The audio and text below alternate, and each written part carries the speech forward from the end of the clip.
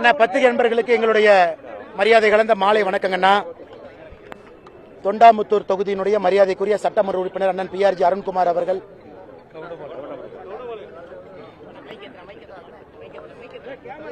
கவுண்டம்பாளையம் தொகுதியினுடைய மரியாதைக்குரிய சட்டமன்ற உறுப்பினர் அண்ணன் PRG அருண்குமார் அவர்கள், சிங்கை தொகுதியினுடைய சட்டமன்ற உறுப்பினர் மரியாதைக்குரிய அண்ணன் KR ஜெயராமன் அவர்கள், எங்களுடைய மாவட்ட தலைவர் அண்ணன் ரமேஷ்குமார் அவர்கள், நந்தகுமார் அண்ணன் அவர்கள், எங்களுடைய மண்டல் தலைவி எல்லாரும் இங்க இருக்கிறாங்கன்னா. தெருமுனை பிரச்சார கூட்டம் இந்த பகுதியில் தேசிய ஜனநாயக கூட்டணி சார்பாக இங்கே நடத்தி முடித்திருக்கின்றோம். நம்முடைய கூட்டணி கட்சியினுடைய எல்லா தலைவர்கள் தொண்டர்கள் பங்கேற்றிருக்கின்றார்கள். 3 பூத் அளவில் நடக்கக்கூடிய கூட்டம். தமிழகத்தில் இன்னைக்கு பாரதிய ஜனதா கட்சி 10,300க்கும் மேற்பட்ட இடத்துல தெருமுனை பிரச்சார கூட்டத்தை கடந்த 17ஆம் தேதியிலிருந்து நடத்தி கொண்டிருக்கின்றோம். 20,000 இடத்தை தொட வேண்டும் என்கின்ற இலக்கோடு. காரணம், இது தேசிய ஜனநாயக கூட்டணி வெற்றி பெறுவதற்கு மரியாதைக்குரிய எதிர்க்கட்சி தலைவர் அண்ணன் எடப்பாடி பழனிசாமி அவர்கள் முதலமைச்சராக வரும்பொழுது கீழே நம்முடைய கூட்டணி கட்சியினுடைய தொண்டர்களிடம் ஒரு பிணைப்பு இருக்க வேண்டும், இணக்கம் இருக்க வேண்டும் என்பதற்காக, அதே நேரத்தில் பொதுமக்கள்கிட்ட நேரடியாக திராவிட முன்னேற்ற கழகம் தலைமையிலான அரசினுடைய குறைகளை சொல்வதற்கு ஒரு வாய்ப்பாக இதை பயன்படுத்திக் கொள்கின்றோம். இன்னைக்கு தமிழகத்தை பொறுத்தவரை அரசியல் வரலாற்றில், பொது வாழ்க்கை வரலாற்றில் ஒரு துக்க நாள் என்றுதான் சொல்ல வேண்டும். மரியாதைக்குரிய கம்யூனிஸ்ட் பேரியக்கத்தினுடைய தலைவர் ஐயா நல்லக்கண் அவர்கள் இன்னைக்கு நம்மளோடு இல்லை. உடல்நிலை சரியில்லாத காரணத்தினால கடந்த சில மாதங்களாகவே கடுமையாக போராடி கொண்டிருந்தார். நாம் எல்லோரும் கூட ஆண்டவனை வேண்டிக்கிட்டே இருந்தோம். வயது மூப்பு 101 ஆக இருந்தாலும் கூட எல்லாவற்றையும் தாண்டி நம்மளோடு இருப்பார் என்கின்ற பெரும் நம்பிக்கையோடு இருந்தோம். இன்னைக்கு அது நடக்கல. ஒரு அரசியல் தலைவருக்கான முழு இலக்கணம் இருக்கக்கூடிய தலைவர் ஒரே ஒரு முறை தேர்தலில் போட்டியிட்டாங்க. அதுவும் 1999 கோயம்புத்தூர் இந்த பாராளுமன்ற தொகுதியில் போட்டியிட்டாங்க. அன்னைக்கு ஐயா வெற்றி வாய்ப்பு இழந்தாங்க. அன்னைக்கு ஜெயிச்ச நம்முடைய அண்ணன் CP ராதாகிருஷ்ணன் அவர்கள் இன்னைக்கு குடியரசு துணைத் தலைவராக இருக்கிற அண்ணன் சொன்னாங்க, நான் ஜெயிச்சிருந்தாலும் கூட இன்னைக்கு வேதனைப்படுறேன். இப்படிப்பட்ட ஒரு அற்புதமான மனிதன், ஒரு மகான், மக்களுடைய அன்பையெல்லாம் பெற்றிருக்கக்கூடிய ஒரு மனிதன் இன்னைக்கு தேர்தலில் தோத்துட்டாங்க அப்படின்னு நினைச்சும் பொழுது என்னுடைய வெற்றியை என்னால் கொண்டாட முடியவில்லை என்று அன்னைக்கு நம்முடைய அண்ணன் CP ராதாகிருஷ்ணன் அவங்க சொன்னாங்க. அது ஒரு புகழாரமா சொன்னாங்க. அப்படிப்பட்ட ஒரு தலைவர் MLA-வாக இருந்ததில்லை, MP-யாக இருந்ததில்லை. சுதந்திரத்திற்கு முன்பு போராட்ட களத்தில் இருந்தாங்க. சாண்ட் மைனிங்க்கு எதிராக கடுமையாக போராடியவர், மக்களுடைய குரலாக தொடர்ந்து பேசியவர். 101 வயசு, எந்த அரசியல், எந்த அரசாங்க பொறுப்பிலும் இல்லாத ஒரு மனிதர், மக்களுடைய அன்பை மட்டும் பெற்று ஒரு மகத்தான ஒரு அரசியல் இலக்கணமாக இருக்கக்கூடிய நல்லக்கண் ஐயா அவர்களுக்கு எங்களுடைய மரியாதை கலந்த அஞ்சலிகளை இந்த நேரத்தில் தெரிவித்துக் கொள்கின்றோம். அவருடைய அரசியல் வாழ்வு, அவர் வாழ்ந்த விதம் எங்களை போன்ற மனிதர்களுக்கு ஒரு பெரிய ஊக்கத்தை கொடுக்கும். அவருடைய வழியில பயணம் செய்வதற்கு ஒரு பெரும் உந்துதலாக ஐயா இருப்பார் என்கின்ற முழு நம்பிக்கை எனக்கு இருக்கு.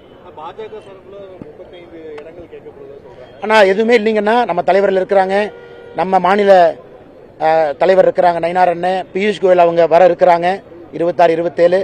இது அவங்களுடைய இலாக்கா, அவங்க பேசிக்குவாங்க. இன்னைக்கு நான் எனக்கு கொடுத்திருக்கக்கூடிய பணியை நான் செய்து கொண்டிருக்கின்றேன். அதெல்லாம் அந்த தலைவர்கள் அவங்க முடிவெடுத்து சரியான நேரத்தில் அறிவிப்பாங்க.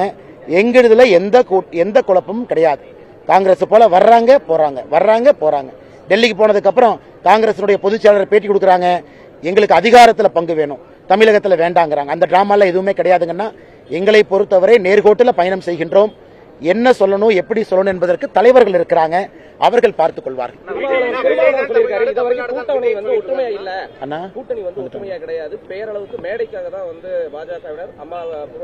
ஜெயலலிதாவையும் எம்ஜிஆரையும் பத்தி பேசிட்டு இருக்காங்க, மோடி கூட அதை வச்சு தான் பேசிட்டு இருக்காங்க அப்படின்னு யார் சொன்னாங்க? திருமாவளவன் சொல்றாங்க.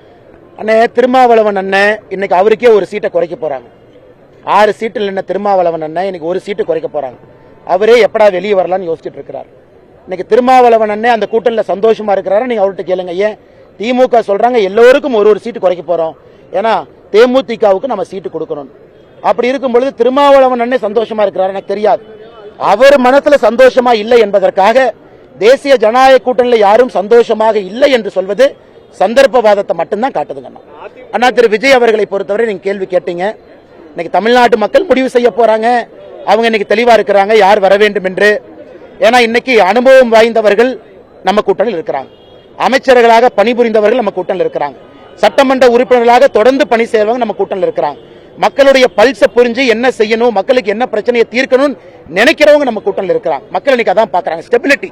இன்னைக்கு மக்கள் யாரும் ரிஸ்க் எடுக்க தயாரா இல்ல. 2026 ஏப்ரல் நீங்க பார்க்க போறீங்க, தேசிய ஜனநாயக கூட்டணிக்கு ஓட்டு போட போறாங்க. அது விஜயனுடைய பேச்சு. அவர் திட்டுறது தமிழ்நாட்டு மக்களா திட்டுறதா அவர் எடுத்துக்கிறாரு, அவரை பொறுத்து. எங்களை பொறுத்தவரை அரசியல்ல ஒரு விமர்சனம் என்பது எல்லோருக்கும் மேலே வைக்கத்தான் போறாங்க. விமர்சனத்துக்கு பதில் சொல்லுவோம். நம்ம மேல விமர்சனம் வைக்கும் பொழுதெல்லாம் தமிழ்நாட்டு மக்களின் மீது வைத்து விட்டார்கள் என்று சொல்லக்கூடிய ஒரு கருத்தை அரசியல் தலைவர்கள் யாருமே சொல்லக்கூடாது என்பது என்னுடைய ஒரு தாழ்மையான கருத்து.